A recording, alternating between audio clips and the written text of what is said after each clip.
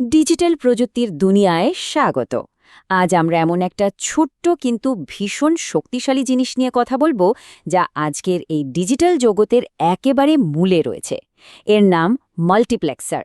চলুন এর ভেতরের ব্যাপারটা একটু সহজ করে জেনে নেওয়া যাক। আচ্ছা, একটা জিনিস কি কখনো মাথায় এসছে যে এত এত ডেটা, মানে ধরুন ইন্টারনেট বা ফোনের ডেটা, এই সব কিছু কিভাবে শুধু একটা মাত্র তারের মধ্যে দিয়ে চলে যায়? ব্যাপারটা তো জাদুর মতো শোনায়, তাই না? আজকের আলোচনায় আমরা ঠিক এই জাদুটাই বোঝার চেষ্টা করব।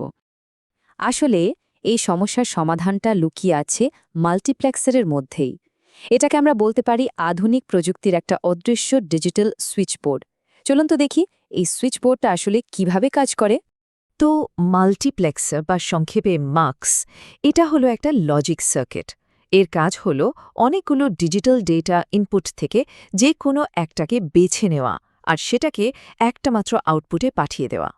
এখানে সবচেয়ে জরুরি শব্দটা হলো বেছে নেওয়া বা সিলেক্ট করা। এটাকে খুব সহজে একটা ডিজিটাল রোটারি সুইচের সাথে তুলনা করা যায়। যেমন ধরুন, পুরনো রেডিও নব ঘুরিয়ে আমরা অনেকগুলো স্টেশনের মধ্যে থেকে একটাকে বেছে নিতাম।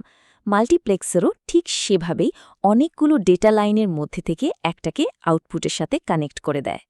কিন্তু প্রশ্ন হল, এই ডিজিটাল সুইচটা কিভাবে বোঝে যে কোন ইনপুটটাকে এখন বেছে নিতে হবে? এর পেছনে তো নিশ্চয়ই কোনো একটা নিয়ম বা কৌশল আছে। চলুন সেই কৌশলটাই এবার দেখা যাক। বোঝার জন্য সবচেয়ে সহজ সংস্করণটা দিয়েই শুরু করা যাক, যেটা হলো একটা 2-to-1 মাল্টিপ্লেক্সার। এর দুটো ডেটা ইনপুট আছে, যেগুলোকে আমরা বলছি I0 আর I1। একটা আউটপুট আছে Z আর একটা সিলেক্ট লাইন S, যেটা কিনা এখানে কন্ট্রোলারের কাজটা করে। এই ট্রুথ টেবিলটা দেখুন, খুবই সহজ, কিন্তু এখানে আসল খেলোয়াড় হচ্ছে এই S বা সিলেক্ট লাইন। যখন S এর ভ্যালু 0, আউটপুট Z তখন সোজা I0কে ফলো করছে। আবার যেই S এর ভ্যালু 1 হয়ে গেল, অমনি Z লাফ দিয়ে I1কে ধরে ফেলল। মানে S যা বলছে আউটপুট ঠিক তাই শুনছে। এখন এর পেছনের আসল জাদুটা হলো লজিক গেট। এই স্লাইডে যেমনটা দেখা যাচ্ছে, সিলেক্ট লাইন S আসলে দুটো রাস্তার মধ্যে একটাকে খুলে দেয় আর অন্যটাকে বন্ধ রাখে। যখন S 0, তখন I0 রাস্তাটা খুলে যায়, আর যখন S 1, তখন I1 এর রাস্তাটা খুলে যায়। এভাবেই একটা মাত্র কন্ট্রোলার দিয়ে দুটো পথের মধ্যে একটাকে বেছে নেওয়া হচ্ছে। কিন্তু যদি আমাদের দুটো নয়, বরং 4টে, 8টা বা আরও বেশি ইনপুট নিয়ন্ত্রণ করতে হয়, তখন কি হবে? আসলে এই সহজ ধারণাটাকেই কিন্তু আরও অনেক বড় সার্কিটে কাজে লাগানো যায়। চলুন দেখি কিভাবে এর ক্ষমতাকে বহু গুণে বাড়ানো যায়। এখানে একটা অসাধারণ গাণিতিক সম্পর্ক কাজ করে। একটা সিলেক্ট লাইন দিয়ে দুটো ইনপুট কন্ট্রোল করা যায়, দুটো সিলেক্ট লাইন দিয়ে 4টে, 3টে দিয়ে 8টা। তার মানে n সংখ্যক সিলেক্ট লাইন দিয়ে 2n সংখ্যক ইনপুট কন্ট্রোল করা সম্ভব। ভাবা যায়, মাত্র একটা সিলেক্ট লাইন বাড়ালেই ইনপুটের সংখ্যা দ্বিগুণ হয়ে যাচ্ছে। একটা 4x1 মাল্টিপ্লেক্সারের উদাহরণ দেখলে ব্যাপারটা আরও পরিষ্কার হবে। এখানে দুটো সিলেক্ট লাইন আছে, S1 এবং S0। এরা মিলে 4টে আলাদা কম্বিনেশন তৈরি করতে পারে, 00, 01, 10 আর 11। আর এই প্রত্যেকটা কম্বিনেশন I0 থেকে I3 পর্যন্ত 4টে ইনপুটের যে কোনো একটাকে বেছে নিতে সাহায্য করে। আর এই প্রক্রিয়াটা কিন্তু চলতেই থাকতে পারে। যেমন খুব জনপ্রিয় একটা চিপ হলো 74151। এটা একটা 8-to-1 মাল্টিপ্লেক্সার, যার জন্য লাগে 3টে সিলেক্ট লাইন, কারণ 2 কিউবড হলো 8। ডিজিটাল সার্কিটের সবচেয়ে মজার দিকটা কি জানেন? এগুলো অনেকটা লেগো ব্লকের মতো। মানে ছোট ছোট ব্লক জুড়ে দিয়ে বিশাল কিছু বানানো যায়। ঠিক সেইভাবেই আমরা দুটো 8-to-1 মাক্স জুড়ে দিয়ে একটা 16-to-1 মাক্স বানিয়ে ফেলতে পারি। আর এখানে একটা চতুর্থ সিলেক্ট লাইন ব্যবহার করা হয়, যেটা একটা মাস্টার সুইচের মতো কাজ করে। সেই ঠিক করে দেয় কোন মাক্সটা এখন কাজ করবে। ভাবা যায় কি দারুণ একটা আইডিয়া!